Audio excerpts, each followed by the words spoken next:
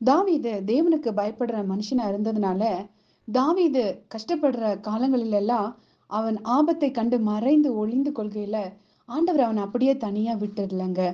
உதாரணத்துக்கு, தாவீதுக்கு உதவி செஞ்சவங்க எல்லாம் யாருன்னு பாத்தீங்கன்னா, அந்நிய தேசத்தார் உதவி செய்றாங்க.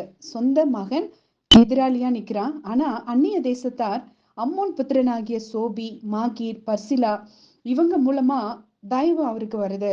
தாவீதும் அவன் ஜனங்களும் வனாந்திரத்துல பசியும் இளைப்பும் தவனமாமா இருப்பார்கள் என்று இவங்க நினைச்சு மெத்தைகளையும் கலங்களையும் மண்பாண்டங்களையும் கோதுமையையும் வார்கோதுமையையும் மாவையும் வறுத்த பயிற்றையும் சிறு பயிற்றையும் பெரும் பயிற்றையும் வறுத்த சிறு பயிற்றையும் தேனையும் வெண்ணெயையும் ஆடுகளையும் பால் கட்டிகளையும் சாப்பிடுகிறதற்கு கொண்டு வந்தார்கள் அப்படின்னு சொல்லி வேதம் சொல்லுதுங்க.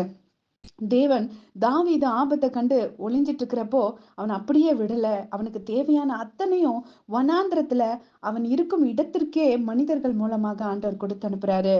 ஆமாங்க, தாவீதுக்கு சம்பந்தமே இல்லாத அந்நிய மக்கள் தாவீதுக்காக பிரயாசப்பட்டு அவனுக்கு தேவையான அத்தனையும் கொண்டு வந்தாங்க.